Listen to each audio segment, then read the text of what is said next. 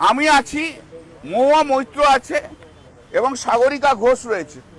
আমরা তিনজন এমপি আজকে এসে জমা দিয়েছি আমাদের রিপ্লাই, যেটা ইলেকশন কমিশন চেয়েছিল, যেটা ঋতুব্রত ব্যানার্জিরা ক্লেম করেছিল, অ্যালেজ ক্লেম দ্যাট ওরা একটা all India Trinamool Congress form করেছে, তার উত্তর। প্রথমত তারা কি বলছে? তারা বলছে যে 3 বছর হয়ে গেছে, 2022 থেকে 3 বছর হয়ে গেছে। তারা 3 বছর হয়ে গেলে লাইভ চলে গেছে এআইটিসি অ্যাজ ওয়ার্কিং কমিটি। 1997 সালে West Bengal Trinamool Congress was recognised as a political party. Election commission তাকে রিকগনাইজ করেছিল এবং তার পরবর্তীকালে ডিসেম্বর মাসে মাননীয় শ্রীমতী মমতা বন্দ্যোপাধ্যায় এবং মাননীয় লেক অজিত পাঁজা, তখন এক্স এমপি হয়েছিল, তারা বলল এফিডেভিট করে যে তারা কোনো পার্টির মেম্বার নয়, তারা তৃণমূল কংগ্রেসে রয়েছে এবং স্পেশাল সিম্বল চাইল গ্রাস অ্যান্ড ফ্লাওয়ার। সেইটা 30শে December 1997 full bench of the election commission সেই সিম্বল অ্যালট করলো, রিকগনাইজ করলো। যে 98-এ তৃণমূল কংগ্রেস নির্বাচনে গেল, 7 জন এমপি হলো। 99-এ তৃণমূল কংগ্রেস নির্বাচনে গেল, তখন 8 জন এমপি এলো। এরপর 2000 সালে এই ওয়েস্ট বেঙ্গল তৃণমূল কংগ্রেস তারা লিখিত দিল যে আমরা এখন সর্বভারতীয় তৃণমূল কংগ্রেস রয়েছে, কারণ আমাদের বিভিন্ন স্টেটে আমাদের ব্রাঞ্চ মানে অফিস রয়েছে। সেই ভিত্তিতে election commission West Bengal Trinamool Congress থেকে অল ইন্ডিয়া তৃণমূল কংগ্রেস করলো এবং সেই সময় জানালো তৃণমূল কংগ্রেস যে আমাদের 3 বছরের যেটা ছিল সেটা অ্যামেন্ডমেন্ট হয়ে 4 বছর হয়ে গেছে। কনস্টিটিউশন অ্যামেন্ডমেন্ট হলো, সেই কনস্টিটিউশন জমা পড়ে গেল। এরপর 2006 সালে মমতা বন্দ্যোপাধ্যায় সর্বভারতীয় তৃণমূল কংগ্রেসের চেয়ারম্যান হিসেবে তখনকার সেক্রেটারি ইলেকশন কমিশনকে জানিয়ে দিল যে আমাদের সংবিধান পরিবর্তন হয়েছে, 4 বছরের জায়গায় 5 বছর হয়েছে। তাহলে 2006 থেকে এই যে life of the Trinamool all India Trinamool Congress এবং working committee, national working committee, তার লাইফ 5 বছর হয়ে গেল। সংবিধান পরিবর্তন হলো এবং সংবিধানের একটা জায়গায় বললো অর্ডিনারিলি 3 বছর ধরে মিটিং করবে, কিন্তু লাইফ 5 বছর থাকবে। তার মানে আউটার লিমিট হচ্ছে 5 বছর। অর্ডিনারি কথাটা তো নট ম্যান্ডেটরি। এরপর থেকে ইলেকশন কমিশন চিঠি দিত 5 বছর অন্তর অন্তর যে তোমরা ইলেকশন করো, তোমরা ইলেকশন করো। ইলেকশন তারপর থেকে 5 বছর অন্তর অন্তর যা ইলেকশন হয়েছে সব কাগজপত্র সব পাঠানো হয়েছে, ব্যালেন্স শিট, হ্যানো ত্যানো, যা যা রিকোয়ারমেন্ট হয়েছে, যা যা হয়েছে। এবার 2022-এ এসে সর্বভারতীয় তৃণমূল কংগ্রেস কমিটির নির্বাচন হলো। নির্বাচনটা কিভাবে হলো? ফার্স্ট হলো ব্লক লেভেল। ব্লক লেভেলের পরে রিপ্রেজেন্টেটিভ থাকে জেলা লেভেলে। এবার হলো জেলা লেভেল। জেলা লেভেল থেকে হলো নির্বাচন হয়ে এলো রাজ্য লেভেল।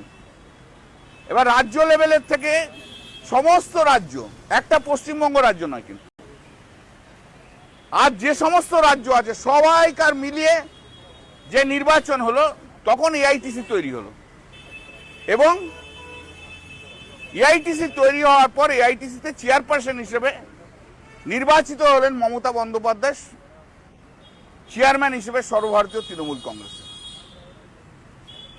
তারপর ন্যাশনাল ওয়ার্কিং কমিটি তৈরি হলো, সেখানেও চেয়ারপারসন মমতা বন্দ্যোপাধ্যায়। তাহলে 2022 থেকে 2026 ওদের কেস কি লাইফ এক্সপায়ার করে গেছে 3 বছরে? যদি তাই হয়ে থাকে তাহলে 2025 তর্কের খাতিরে, আমি মানছি না কিন্তু তর্কের খাতিরে হয়ে থাকে, তাহলে তুমি 2026-এ নির্বাচনের টিকিটে তুমি লড়লে সর্বভারতীয় তৃণমূল কংগ্রেসের, আর সিম্বলকে দিল মমতা বন্দ্যোপাধ্যায় চেয়ারপারসন হিসেবে। তাহলে তুমি 2026-এ মেনে নিচ্ছ। যদি না মানো তাহলে তোমার নির্বাচনটাই তো ফ্রড হয়ে গেছে। তাহলে তুমি তো মেনে নাও আর রিজাইন করে দাও। তোমার কথা অনুযায়ী আমি বলছি, আমার কথা নয়, কিন্তু এগুলো ওদের কথা, ওদের কথা অনুযায়ী বলছি। আইনে একটা কথা আছে, doctrine of approbate and reprobate. তুমি একবার blow hot and cold, you cannot do it. তা তুমি মেনে নিয়েছো, তা মেনে নিয়েছো যখন, আমাদের তো আইন আছেই, তাছাড়াও তুমি মেনে নিয়েছো বাই কন্ডাক্ট, মেনে নিয়েছো।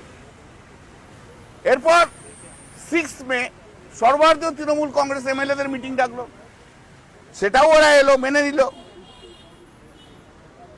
তারপর 19 মে মিটিং ডাকলো, সেখানেও এলো, সই করলো সর্বভারতীয় তৃণমূল কংগ্রেস, মেনে নিল।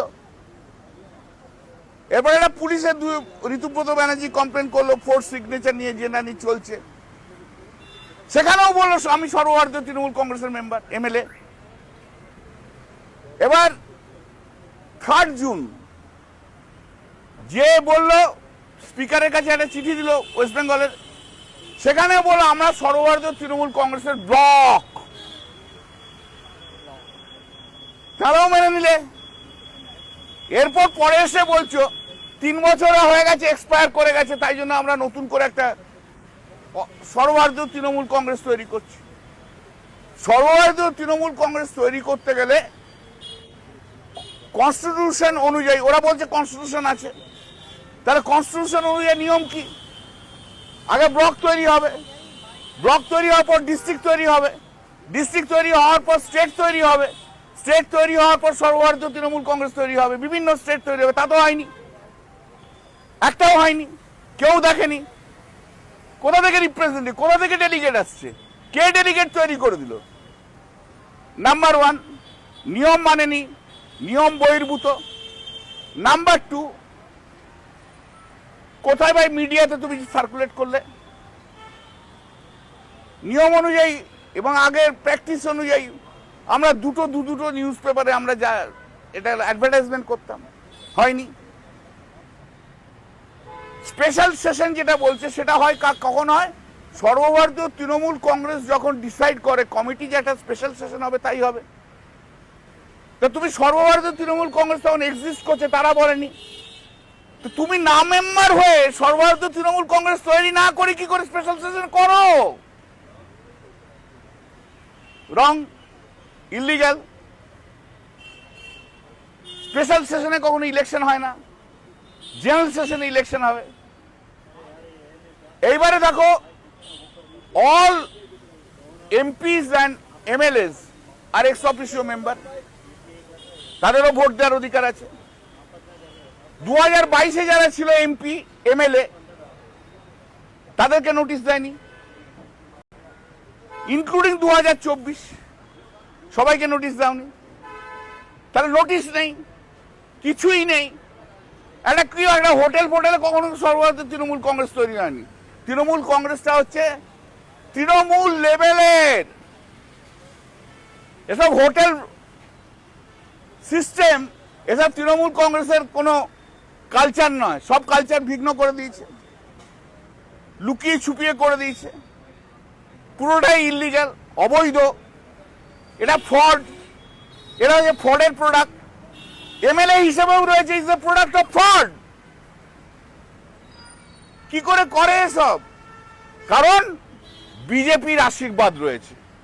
আমরা আজকে যা জমা দিয়েছি, আমরা যা বলছি, আমরা লিগালি সাউন্ড, কিন্তু ওরা বিজেপির সাপোর্টে রয়েছে, ওরা শুভেন্দু অধিকারীর সাপোর্টে রয়েছে, পুলিশ সঙ্গে রয়েছে, ইডি সঙ্গে রয়েছে, সিবিআই সঙ্গে রয়েছে, অনেক ইনস্টিটিউশন সঙ্গে রয়েছে। তাই ওদের ইলিগাল ওয়ার্কটা হয়তো লিগাল হবে, কিন্তু লিগালি উই আর সাউন্ড। লড়ে নেবো পশ্চিম বাংলায়, দেখিয়ে দেবো। আবার বলছি, আদালতে দেখাবো, জনতার আদালতে দেখাবো। মানুষের কাছে যাও, যারা যে কর্মীরা তোমাদের জিতিয়েছে তাদের কাছে যাও, হিম্মত থাকে তো। মেরুদণ্ডহীন একদিন ওই দুব্রত ব্যানার্জি উলুবেড়িয়া যেতে পারেনি এখনো, অরূপ রায় বাড়ি থেকে বেরোতে পারেনি, ববি হাকিম মেটিয়াপুরুষে করতে পারেনি। আর এটা তো সবচেয়ে বড় গদ্দার, সবচেয়ে বেশি পেয়েছে আর সবচেয়ে বেশি গদ্দারি করেছে। সমস্যা হচ্ছে একটা, এটা আমার মত, যারা যত বেশি পেয়েছে তারা তত বেশি গদ্দারি করেছে, যত বেশি মিনিস্ট্রি পেয়েছে তারা সবচেয়ে বেশি গদ্দারি করেছে। দিদির পাশে থাকতো কারা? চন্দ্রিমা ভট্টাচার্য পিছনটায় ঘুরতো, ববি, অরূপ, ইন্দ্রনীল সেন। এদের মধ্যে যদি আমি কথা বলতে যেতাম তখন ববি বা অরূপ টপ করে ঠেলে ফেলে দিত, এমন ঠেলে ফেলে দিত আর পড়ে যেতাম, বুঝতে পেরেছো তো? তা আজকে ওরাই চলে গেছে, আমরাই রয়েছি। তো আমরা এটা দেখে নেবো, এটা আইনের মতো আমরা করে সব দেখে নেবো। আজ हम लोग आए थे, अरे यार